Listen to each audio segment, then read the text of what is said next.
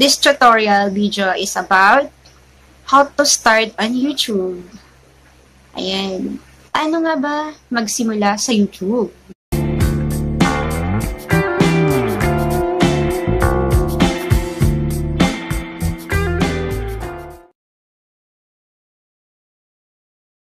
Guys, this is me, Jen Oliva, content creator of this channel. So, ayan. Kung hindi ka pa nakasubscribe sa channel ko, and make sure na napindot mo na ang aking subscribe button and click the tiny bell para updated ka sa iba't ibang videos na aking i-upload. Kumikita ba ang mga vloggers? Paano dumami ang views at subscribers sa channel mo? Gusto mo rin bang magkaroon ng sariling YouTube channel? Kung oo ang sagot mo, ang video na ito ay para sa'yo. So guys, kung gusto nyong malaman kung paano mag-start sa YouTube, just keep on watching. So ayun, paano nga ba mag-start sa YouTube? Yan ang una nating tanong. So first, kailangan mo, syempre kailangan mo ng Gmail account. Yan, email address mo. Gagawa ka ng Gmail account. And kung may Gmail account ka na, pwede ka nang pumunta sa YouTube. Ayan, ito yung bagong update ni YouTube, yung 2020. Ayun, punta ka sa YouTube. So, pag nasa YouTube ka na, punta ka sa,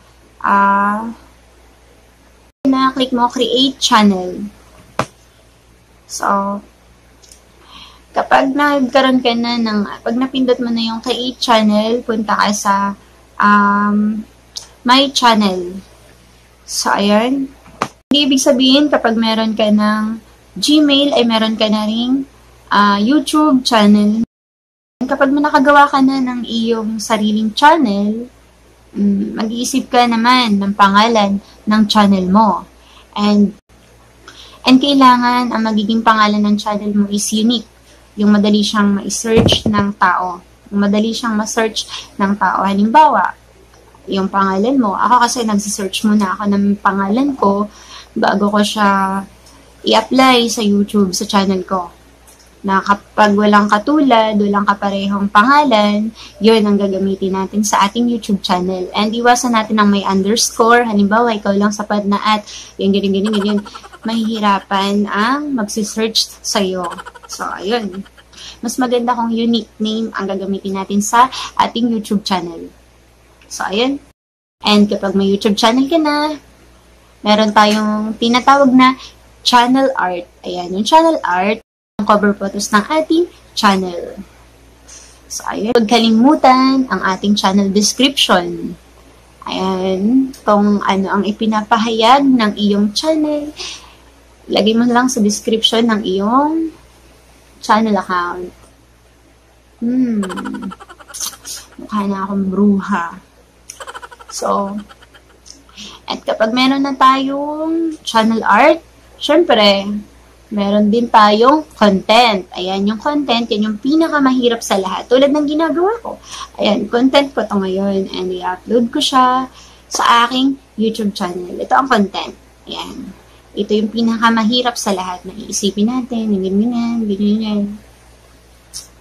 So, sa paggawa ng content, meron tayong 5W. So, listen. 5W, like, sa paggawa ng content yun. Like, saan ba ako magaling? Tatanungin mo syempre ang iyong sarili.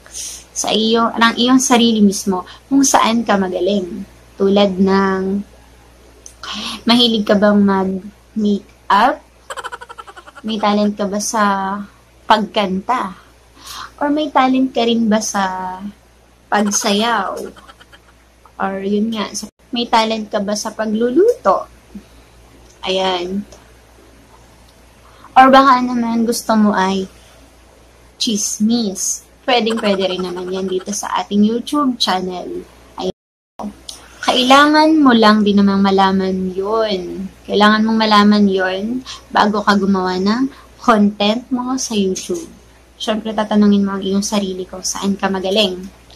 kung ano yung gusto mong gawin na hindi ka talaga magsasawa.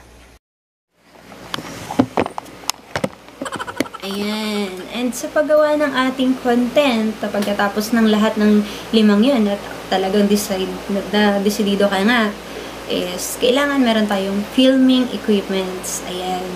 Filming equipment, syempre ang ating una-una is camera. Ayan. So, ayan, pwede ang ating mobile phone. Yan, yung mga Android phones, pwede yan. Basta gusto mong mag-vlog. Ayan, camera. Ako ngayon lang ako nakabili ng ganitong camera, yung maayos ang quality. And hindi ko naman sinabing bumili kayo ng mas magandang camera phone. You have your own phone. Pwede na rin yan pang start ng YouTube channel mo. And syempre, mas maganda kung meron tayong yung vlogging setup. Kung medyo nakakaluwag tayo, meron tayong ring light, meron tayong tripod. Ayan, yung mga ginagamit doon sa ating pagpipilm. So, yung akin kasing order, hindi ko pa nakakuha kasi pag nagpipilm ka, maharap ka sa camera, napakahalaga ng ating lighting. Yung nakikita ka ng audience mo, maliwanag yung nakikita nila sa'yo, nakikita yung itsura mo, and tsaka isa pa yung audio, na dapat malinis yung sinasabi mo, naiintindihan ka, clear yung boses mo sa content mo para maintindihan ka ng audience. Kailangan din yung background or backdrop. Kaya napakahalaga nyo, dapat malinis ang nakikita ng tao para nakapokus sila sa'yo. Or mas maganda, much better kung plain lang yung background mo. Kasi wala kasing may background dito, ang daming kalat, kaya dito na lang ako sa pintuan ko. And ayan, so napakahalaga nun. And dapat ninyong malaman. Punta naman tayo ngayon sa number 2 na who. Yun yung pangalawa nating W is who. Sino? Sino ba yung target nating manood sa atin or mag-view ng ating video? Mga bata ba? Mga magulang ba? Or ayun, kailangan din nating malaman kung sino yung manonood sa atin, yung target natin. Sino ba yung target natin dito sa ating channel, sa ating gagawing content. Ayun. Yun yung ating number 2 na W. And ang ating ikatlong W is why.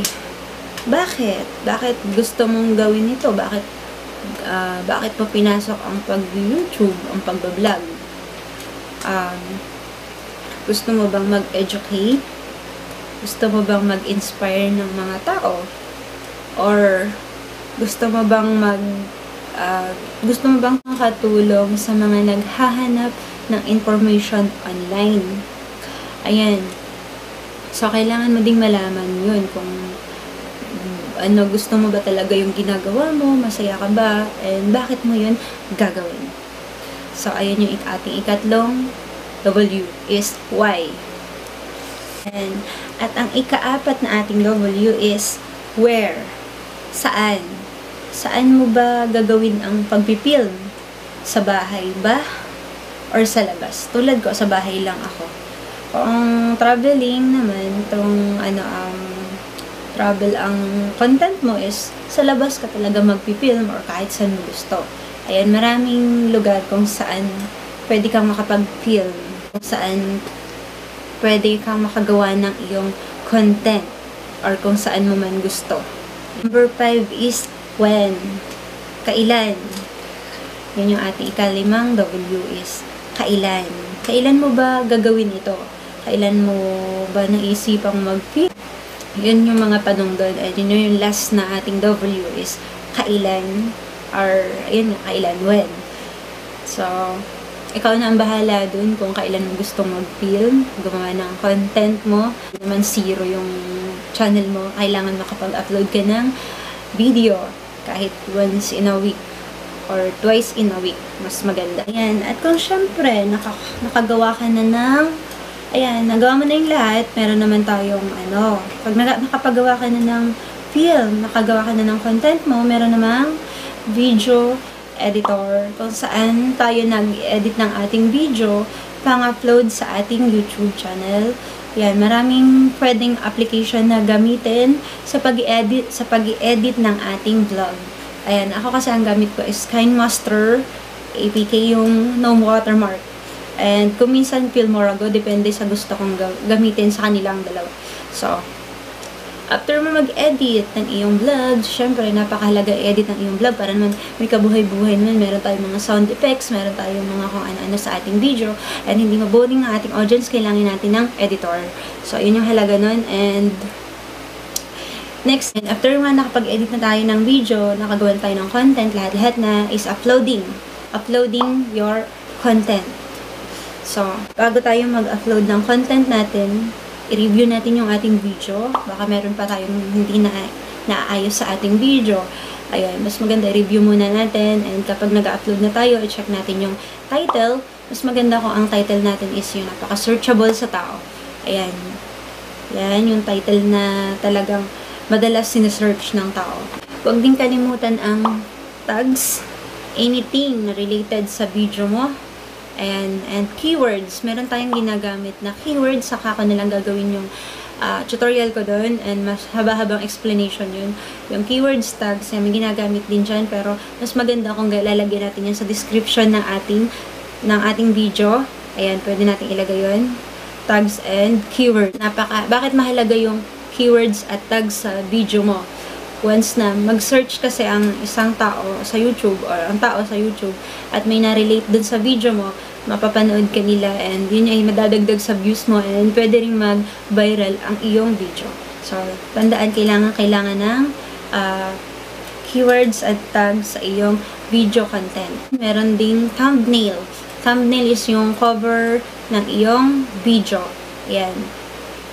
Madalas kasi yung iba, para maklik yung video nila, ginagamitan nila ng clickbait sa video nila. Kahit hindi na siya related doon, nilalagay nila yun. And technique yun para magka-views.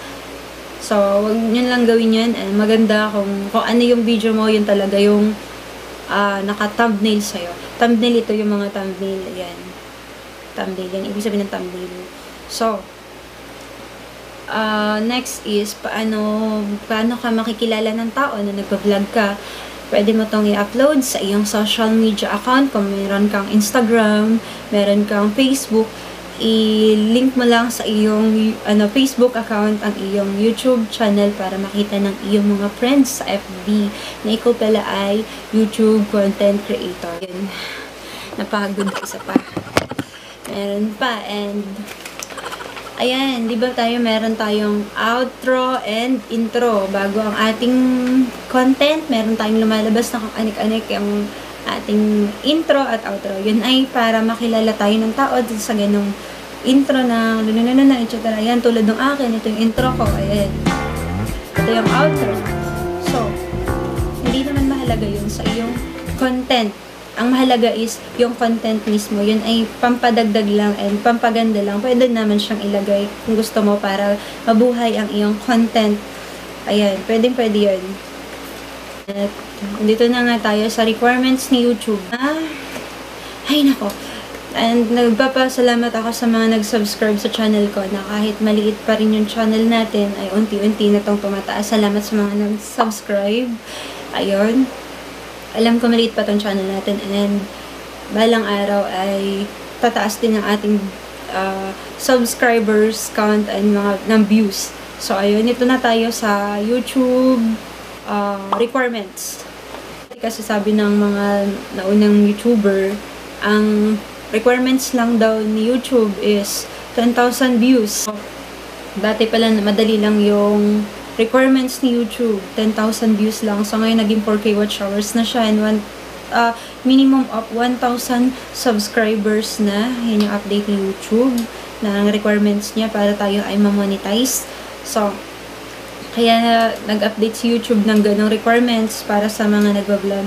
Kasi marami daw nagbablog na basta nagbablog lang for the sake of earnings.